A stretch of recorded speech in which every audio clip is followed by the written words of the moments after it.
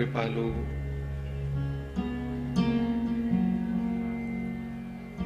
परम दयालु,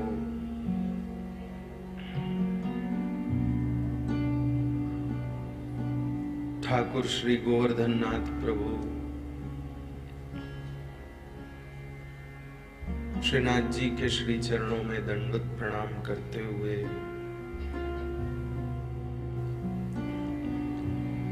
जगत जननी गौ माता के श्री चरणों में दंडवत प्रणाम करते हुए, अब आप सब बड़ी बड़ी माताएं अगर कोई मुझे कहे महाराज आप मेरे पिता तुल्य हैं, तो मैं कितना संकोच में आ जाऊंगा कि मैं तो आपके पुत्र जैसा हूं, पिता कैसे आपके।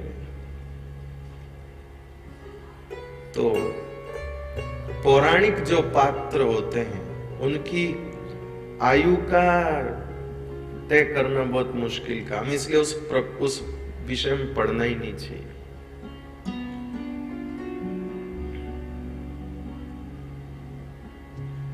तो प्रहलाद जी कहते मेरी मां ने कहा कि आप मेरे पिता तुल्य हैं, अभी मेरे पति घर पर नहीं है, तो मैं घर पर रह के क्या करूंगी, आप अपने आश्रय में मुझे रखिए। तो श्री नारद जी ने अपने आश्रम पर मुझे रख लिया, मेरी मां को स्थान दिया और मेरी मां के गर्भ में मैं था। नारद जी जो सत्संग सुनाते थे वो मैं मेरी मां के गर्भ में बैठे बैठे सुनता था और उसी नारद जी के मुख से सुनी हुई बातों का ये सारा प्रभाव है। इसलिए मित्रों मैं तो तुमको भी कहता हूं, समय रहते भगवान का भजन कर लो। इंतजार मत करो कि कभी कोई ऐसा वक्त आएगा जब हम भजन करेंगे।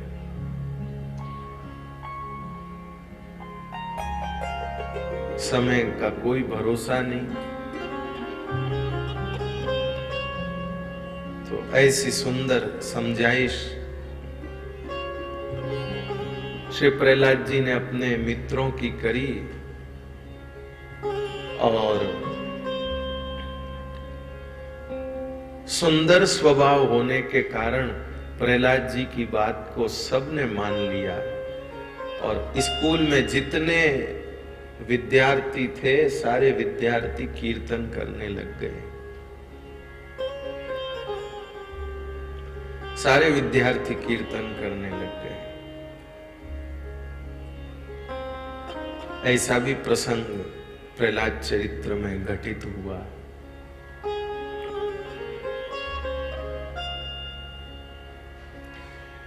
भगवान नृसिंह की सबने स्तुति करी।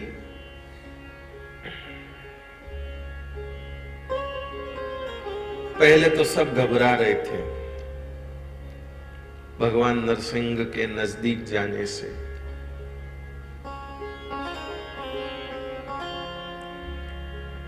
पतिदेव क्रोध में हो तो सबसे पहले पत्नी को ही आगे किया जाता, भाई तुम जाके इनको थोड़ा सा नॉर्मल करो। तो सबने लक्ष्मी जी को कहा कि आप जाके नरसिंह भगवान के क्रोध को थोड़ा शांत करो। लक्ष्मी जी ने कहा बाप रे बाप, ऐसा रूप इनका मैंने पहली बार देखा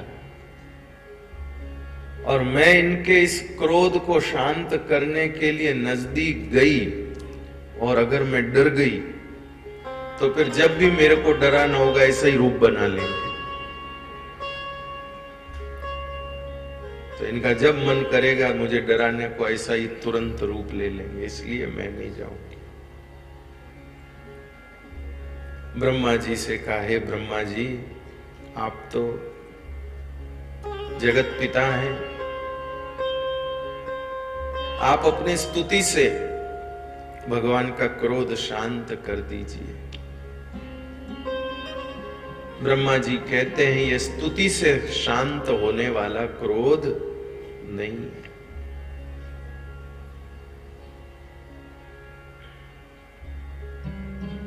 क्रोध के उत्पन्न होने के भी कई कारण होते हैं और क्रोध के शांत होने के भी कई और दूसरे तरीके होते हैं।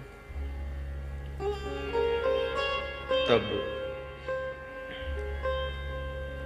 ब्रह्मा जी ने कहा, भाई मैं तो दूर से स्तुति कर लूंगा, नजदीक जाकर स्तुति करने की तो मेरी भी सामर्थ्य नहीं,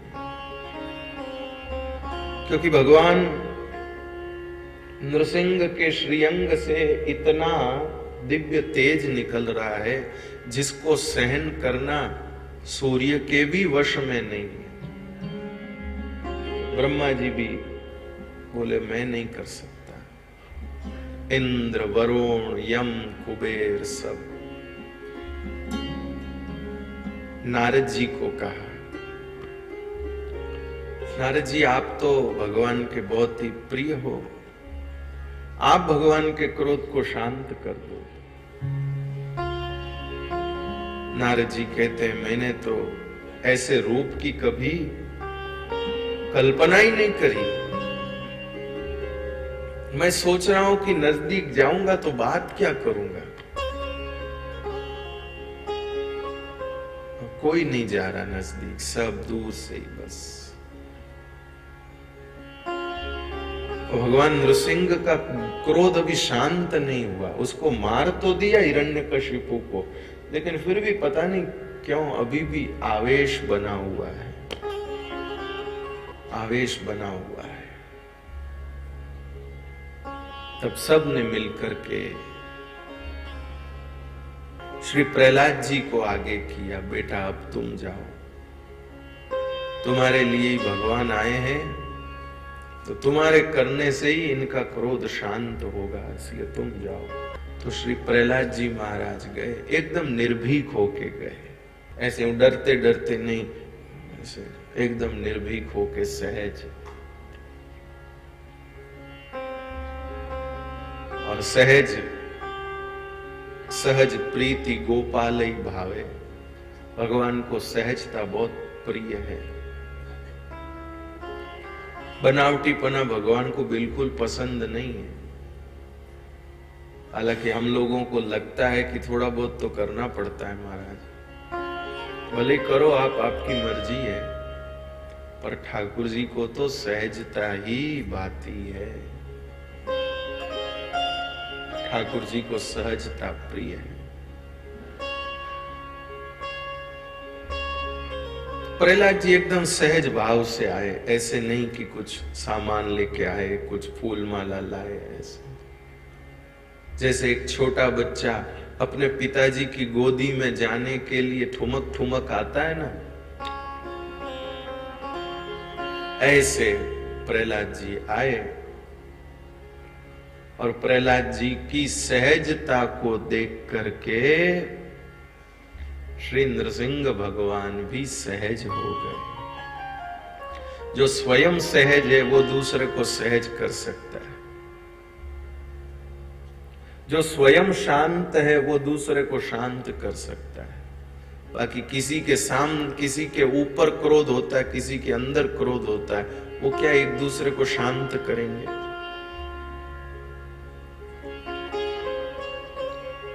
और प्रहलाद जी को ठाकुर जी ने गोदी में बिठा लिया और प्रेम किया, वो मैंने कल आपको बताया ही था।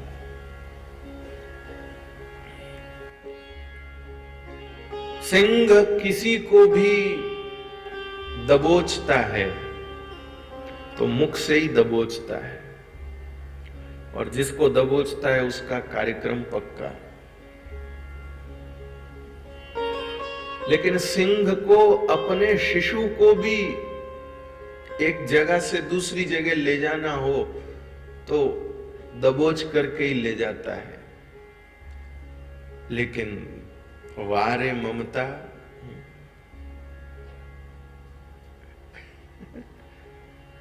हमारी स्कूल में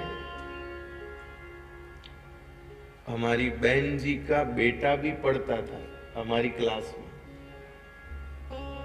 तो कभी कभी शरारत करने पर चांटे पड़ते थे, तो मुझे भी पड़ते थे, उसको भी पड़ते थे। मेरे तो अंगुलियां मंड जाती थी, उसके नहीं मंडती थी। वारे ममता। वही हाथ है।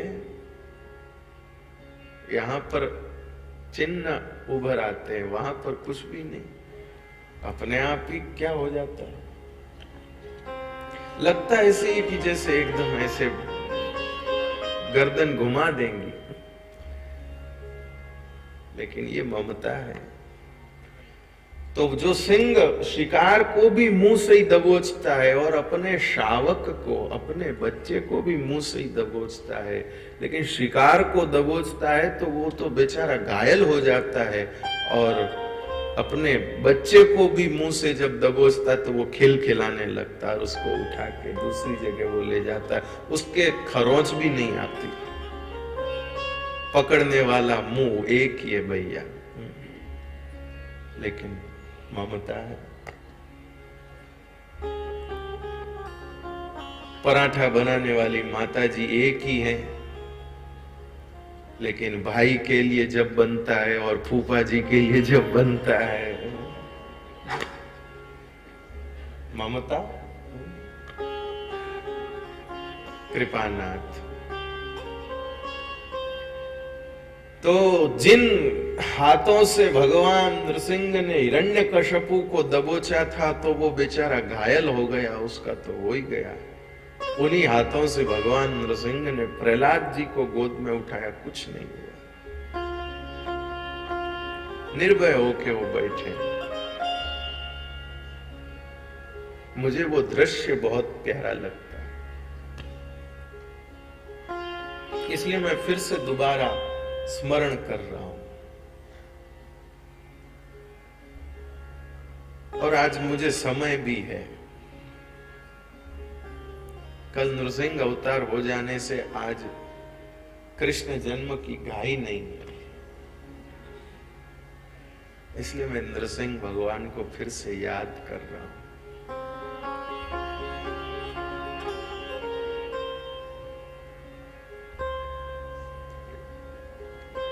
वो दृश्य अत्यंत दिव्य लगता है, जब सिंहासन पर बैठे हुए भगवान नृसिंह की गोदी में नन्हे से प्रहलाद एकदम चिपके हुए से बैठे हैं ठाकुर जी से।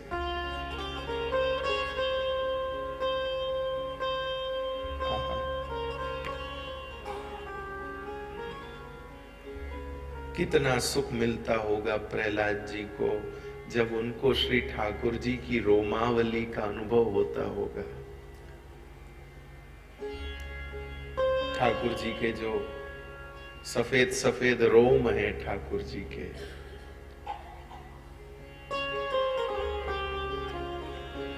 तो प्रहलाद जी को भगवान ने एकदम अपने इतना नजदीक लिया, तो प्रहलाद जी को भगवान की रोमावली का स्पर्श होता होगा ना, तो उनको कैसा सुख लगता होगा, कैसा अनुभव होता होगा।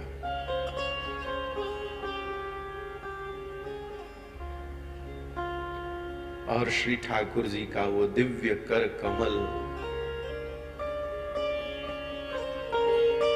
जिसके लिए गोपी कहती है शिरसि देहिना श्री करग्रहम्, वो दिव्य कर कमल जब श्री ठाकुर जी आहिस्ता आहिस्ता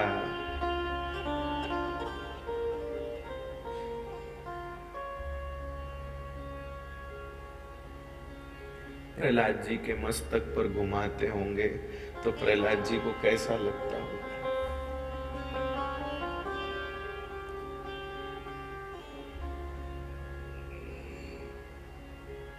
और उससे भी आगे जब भगवान अपनी जिह्वा से प्रहलाद जी के शरीर को चाट रहे हैं, तो भगवान की वो दिव्य जिह्वा का स्पर्श प्रहलाद जी को कितना आह्लादित करता होगा। और उस समय भगवान की श्वास वो भी तो प्रहलाद जी को छूती होगी।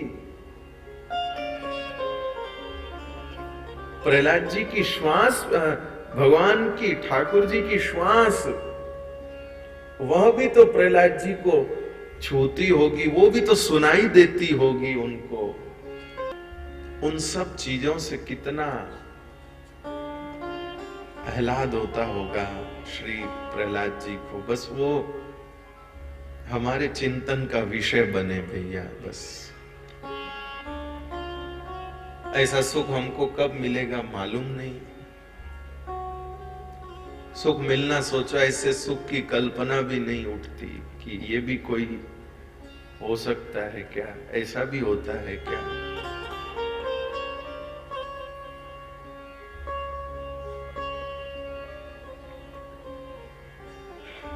लेकिन जैसे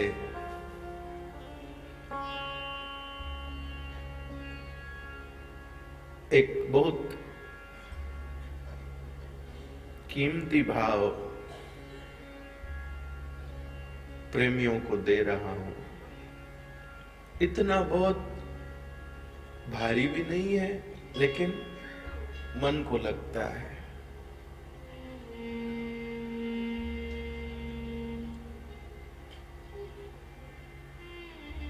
एक मां के दो पुत्र होते हैं,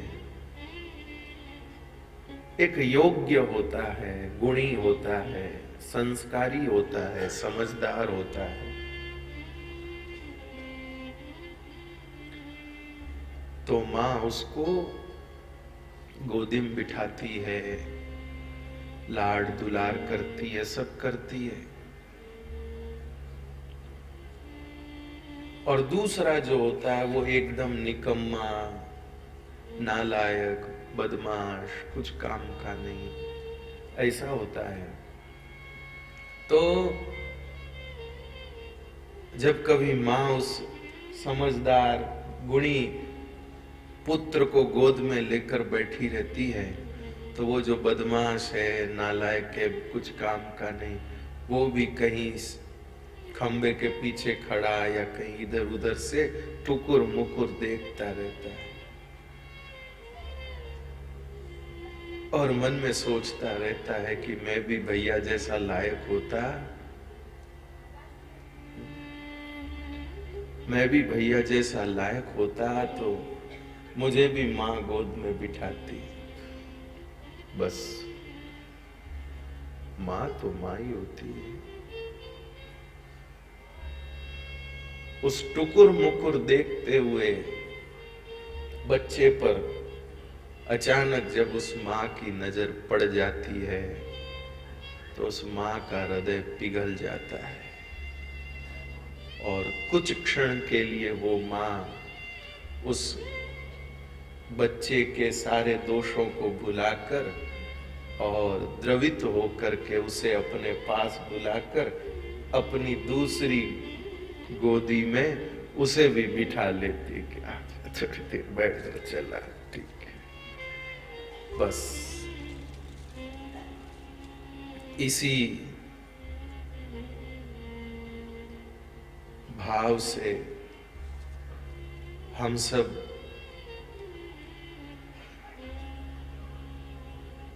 वो जो लायक बच्चा है वो तो श्री प्रहलाद जी है ही, जो पहले से ही ठाकुर जी की गोदी में बैठे हैं। लेकिन जो नालायक, कुछ काम के नहीं, उसमें अपनी गणना है और अपन टुकुर मुकुर इधर उधर से देखते रहे। बस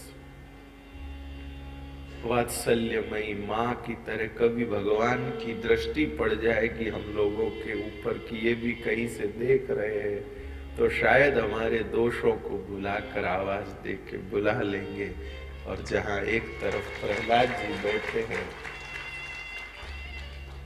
वहां दूसरी तरफ अपने को बिठा लेंगे। अब ऐसा संभव है कि नहीं है पता नहीं। श्री ठाकुर जी के स्वभाव को देखकर ऐसा सोचना गलत भी नहीं है। श्री ठाकुर जी की दयालुता को विचार करके ऐसी भावना करें तो वो गलत भी नहीं है, ऐसा हो भी सकता है।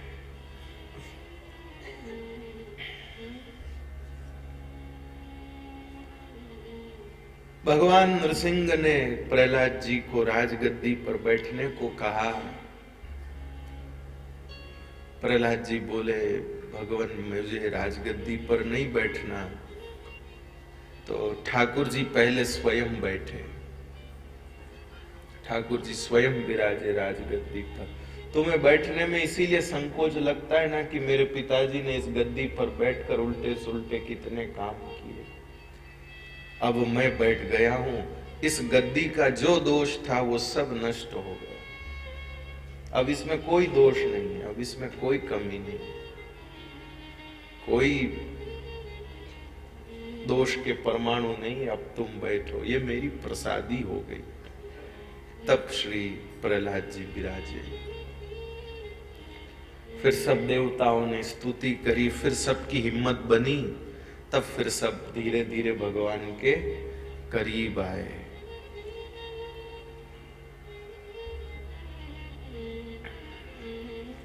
ब्रह्मा जी ने स्तुति करी,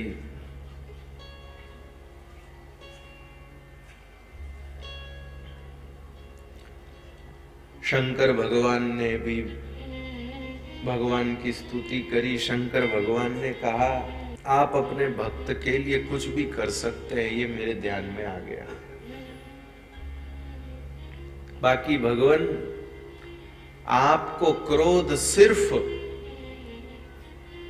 जब कल्प का अंत होता है तब आपको क्रोध आता है। ठाकुर जी को क्रोध आना मतलब सब कुछ नष्ट होना, कि प्रकृति की जो सौम्यता है वो प्रभु, प्रकृति जो है वो प्रभु के स्वभाव का प्रतीक है। प्रकृति जो है वो प्रभु के स्वभाव का प्रतीक है। इसलिए हमको किसी 7 स्टार 9 स्टार होटल में जो सुकून नहीं मिलता वो किसी नदी के किनारे मिलता है, समुद्र के किनारे मिलता है, किसी पर्वत की तलहटी में मिलता है। हालांकि मुझे पता नहीं 7 स्टार 9 स्टार होटल कैसी होती है, लेकिन कल्पना में है कि होती होगी तो ऐसी जो होती होगी। बाहर से जरूर देखी है, लोग बताते ये देखिए जो दिख रही है ये इतने स्टार की होटल है, उतने स्टार की, ऐसे। लेकिन प्रकृति भगवान के स्वभाव का प्रतीक है, इसलिए हमको वहां अच्छा लगता है। प्रकृति के आश्रय में रहने का मतलब है हम भगवान के स्वभाव के नजदीक हैं।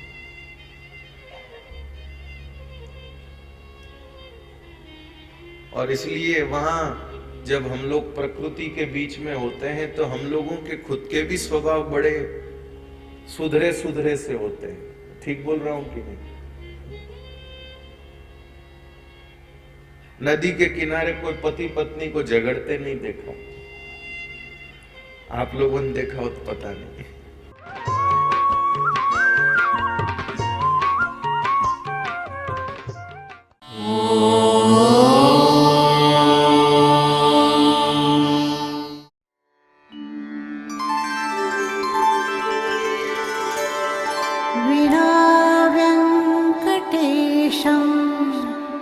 ननाथो ननाथः सदा वेङ्कटेशं स्मरामि स्मरामि। हरे वेङ्कटेश प्रसीद प्रसीद। प्रियं वेङ्कटेश प्रयच्छ प्रयच्छ।